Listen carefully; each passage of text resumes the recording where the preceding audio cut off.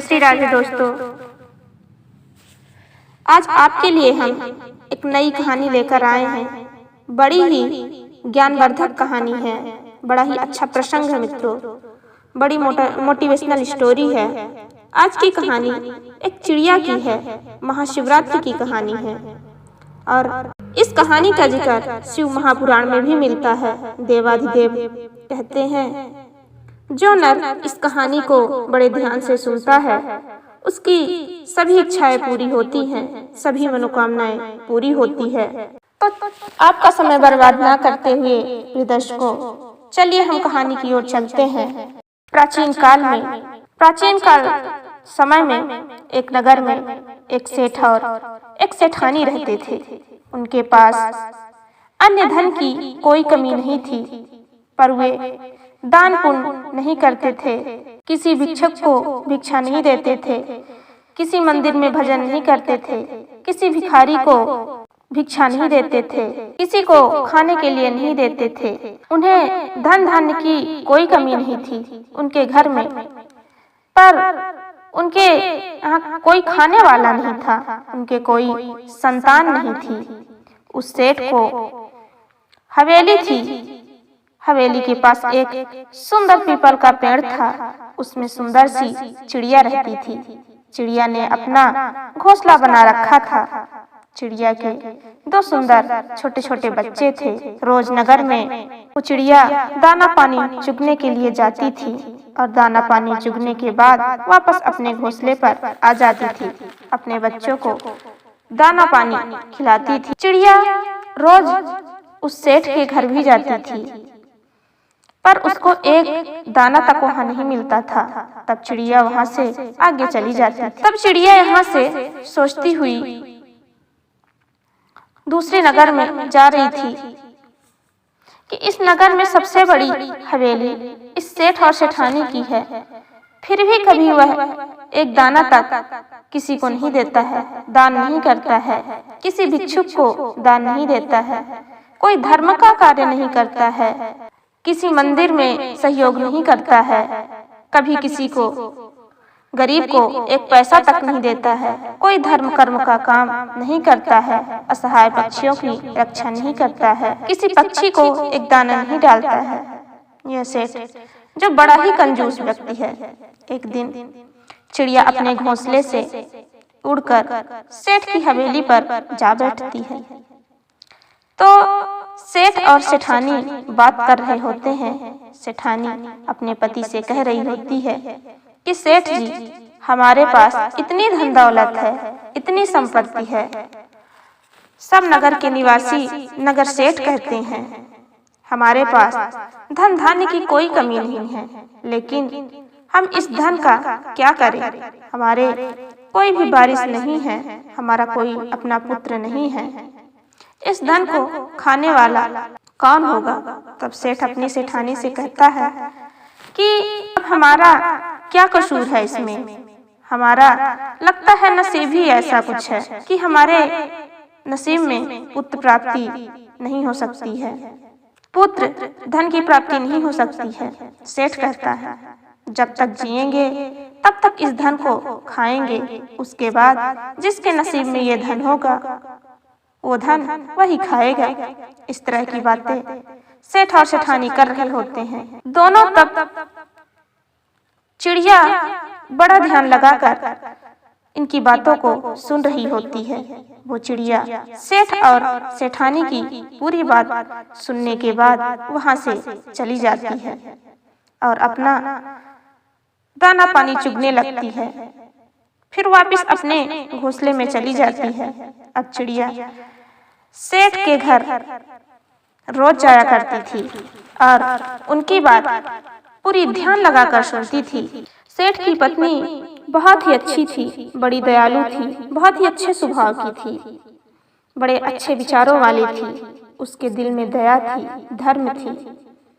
जब वह सेठानी रोज उस चिड़िया को देखती तो सेठानी का धीरे धीरे उस पर लगाव हो गया, चिड़िया पर। अब सेठानी सेठ से छुप छुप कर चिड़िया को दाना डालती थी। चिड़िया दाना चुगती और निकल जाती थी। एक दिन चिड़िया के मन में यह विचार आया। वह सोचने लगी कि सेठानी कितनी अच्छी है, मुझे दाने भी खिलाती है, पर उसके कोई पुत्र नहीं है। तब चिड़िया सोचने लगती है कि ऐसा मैं क्या करूं कि सेठ सेठानी को एक पुत्र की प्राप्ति हो जाए।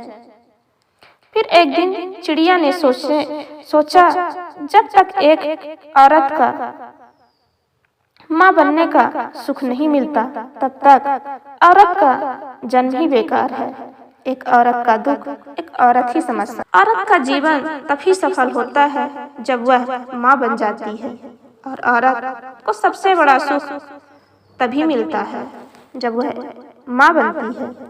यह सोचकर चिड़िया बहुत दुखी होती है। वह चिड़िया सोचने लगती है कि सेठानी कितनी अच्छी है जो मुझे रोज दाना खिलाती है। ऐसा मैं क्या करूं कि उसे एक पुत्र प्राप्त हो जाए। सोचने लगती है कि ऐसा मैं क्या करूं। एक दिन सोचने लगी कि क्यों ना हम देवाधिदेव महादेव जी के पास जाऊं और उनसे सेठ और सेठानी की अरदास करूं, अर्जी लगाऊं। ऐसा अपने पति चिड़ा से कहती है कि आप अपने बच्चों का कुछ दिन ख्याल रखिएगा, मैं कुछ दिनों के लिए दाना पानी आप खिलाइएगा, मैं कुछ दिन के लिए बाहर जा रही हूँ। चिड़िया इतना कहकर वहां से अपने घोंसले से उड़ते हुए उड़ान भरती है। वह दिन रात उड़ती है, बहुत परिश्रम करती है, भूखी प्यासी, और अंत में उड़ते उड़ते कैलाश पर्वत पर पहुंचती है, जहां पर माता पार्वती देवाधिदेव महादेव रहते हैं। चिड़िया उड़ती हुई जाकर माता पार्वती के चरणों में गिर जाती है, और जैसे माता पार्वती के चरणों में पड़ती है वैसे ही चिड़िया बेहोश हो जाती है। माँ पार्वती चिड़िया को अपने हाथ में उठाती है और चिड़िया को होश में लाती है, और चिड़िया से पूछती है, तुम कहाँ से आई हो, कितना परेशान हुई हो। चिड़िया कहती है कि माता मैं बहुत दुखी हूँ, बड़ी दूर से आई हूँ, बड़ी आस लेकर आपके पास आई हूँ, बहुत दुखी हूँ, पर मैं अपने दुख से दुखी नहीं हूँ, किसी और के दुख के लिए दुखी हूँ। इतना कहकर माता पार्वती के चरणों में फिर भी होश हो जाती है।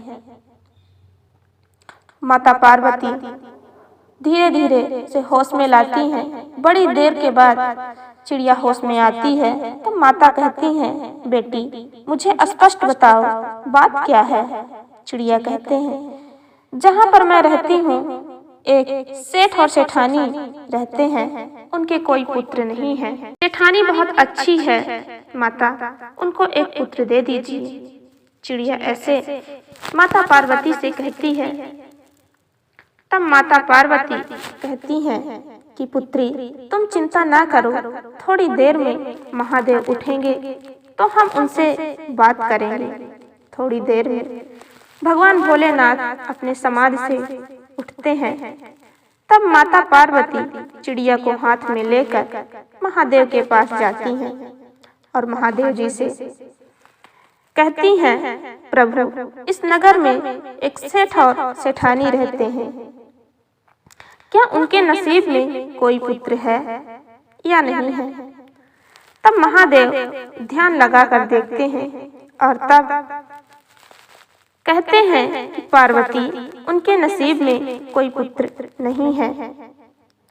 तब माता पार्वती कहती हैं, अगर उनके नसीब में कोई पुत्र नहीं है फिर भी आप पुत्र देना चाहिए, पुत्र आपको देना पड़ेगा। तब भगवान भोलेनाथ कहते हैं कि पार्वती तुम जिद ना करो, उनके नसीब में पुत्र की प्राप्ति नहीं है तो मैं पुत्र कहाँ से दे दूं। लेकिन पार्वती माता हट करने लगती हैं, कहती हैं चिड़िया बहुत दुखी है, बड़े दूर से बेचारी आई है, बड़ी आस लगाकर आई है, आपको मदद करनी ही पड़ेगी, आपको सेठ और सेठानी को पुत्र देना ही पड़ेगा। इसको हम खाली हाथ कैसे भेज सकते हैं। माँ पार्वती की बात सुनने के बाद देवाधिदेव महादेव कहते हैं कि ठीक है पार्वती, तुम हर बार हठ करती हो और तुम्हारी जिद के आगे हमको पूरा ही करना पड़ता है। अगर तुम हट ही कर ली हो तो हम सेठ और सेठानी को पुत्र प्राप्ति होगी। लेकिन चिड़िया से कहा कि सेठ सेठानी को कोई दान पुण्य नहीं करते हैं, कोई भी धर्म का काम नहीं करते हैं, कोई पवित्र शास्त्र नहीं पढ़ते हैं, कोई पवित्र ग्रंथ नहीं पढ़ते हैं, वेद शास्त्र नहीं पढ़ते हैं। ऐसे नास्तिक लोगों को यदि वह नास्तिक से शास्त्रिक में होने लगे तो हम उन्हें एक पुत्र देंगे, उनको दान धर्म करना पड़ेगा, भिक्षुक को भिक्षा देनी पड़ेगी, उनको मंदिर में जाना पड़ेगा, किसी गरीब की सहायता करनी पड़ेगी, कीर्तन भजन ईश्वर का नाम लेना पड़ेगा, तभी उनको पुत्र की प्राप्ति होगी। तब वह चिड़िया कहती है कि मैं अपनी तरफ से पूरी कोशिश करूंगी, सेठ और सेठानी को दान धर्म करें, मंदिर जाएं, ईश्वर का भजन करें, व्रत त्योहार करें, अपनी तरफ से मैं संपूर्ण कोशिश करूंगी। तब महादेव कहते हैं तथास्तु। के बाद चिड़िया ने महादेव माता पार्वती को प्रणाम करके उड़कर वहां से चली गई, अपने घोंसले में आ जाती है। इसके बाद 9 महीने बाद सेठानी को एक सुंदर पुत्र की प्राप्ति हुई। सेठ और सेठानी बड़े खुश होते हैं और चिड़िया भी बहुत खुशी होती है कि आखिर मेरी मेहनत भी रंग ला ही दी। चिड़िया भी अपने मेहनत के फल पाकर बहुत खुश होती है, बहुत प्रसन्न होती है। चिड़िया भी सोचती है इस नगर का सबसे बड़ा सेठ है, अपने बच्चे को अच्छी अच्छी चीजें खिलाएगा, तब उनका कुछ हिस्सा नीचे गिरेगा तो हमको भी खाने को मिलेगा। यही सोचकर चिड़िया बहुत खुश होती है। धीरे धीरे सेठ का लड़का बड़ा होने लगता है और एक शिवरात्रि निकली, दूसरी शिवरात्रि निकल गई और तीसरी भी निकली, धीरे धीरे करके चौथी भी निकल गई। अब जब 5वीं शिवरात्रि आई तब चिड़िया बहुत चिंतित हो गई, बहुत दुखी होने लगी कि सेठ का लड़का 5 साल का हो गया और सेठ और सेठानी अब तक कोई दान दक्षिणा नहीं किए, कोई धर्म कर्म का काम नहीं किए, मंदिर नहीं जाते हैं, किसी की सेवा नहीं करते हैं। बहुत दुखी होती है। यदि इन लोगों ने दान पुण्य करना शुरू नहीं किया तो इनका पुत्र अल्पाय होगा और वह बहुत जल्दी खत्म हो जाएगा। यह सोचकर बहुत दुखी होती है चिड़िया।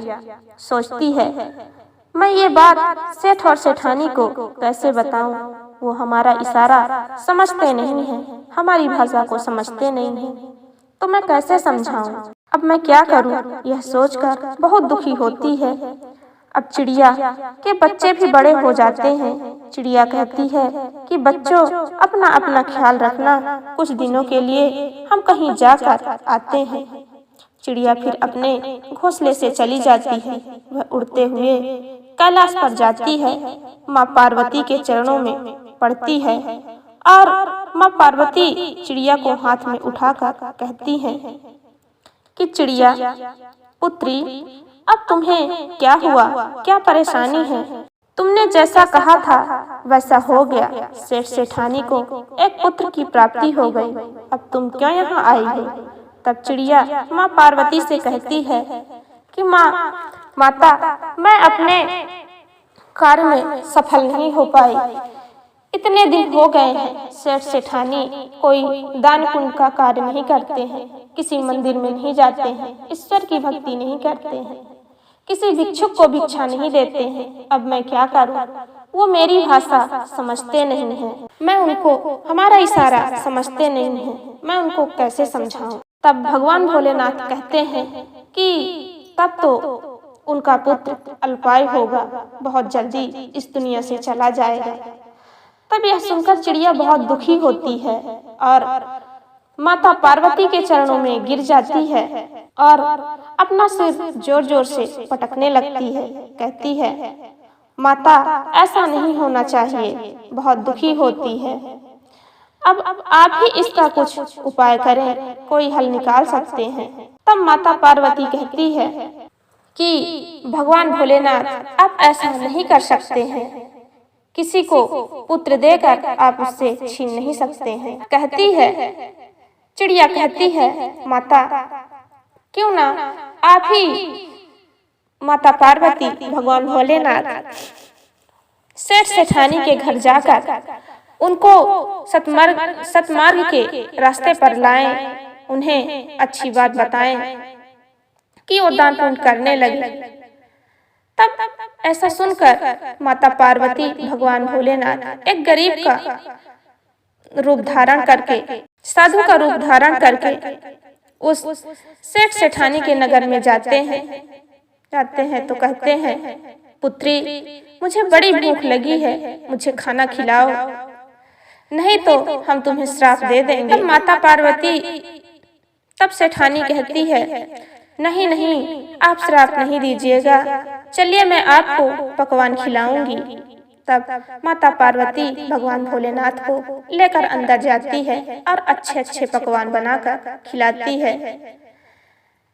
तभी वो नन्हा सा बालक इधर उधर कहीं माता पार्वती को रोटी लेकर आता है, कहीं सब्जी लेकर आता है, इधर उधर घूमता रहता है।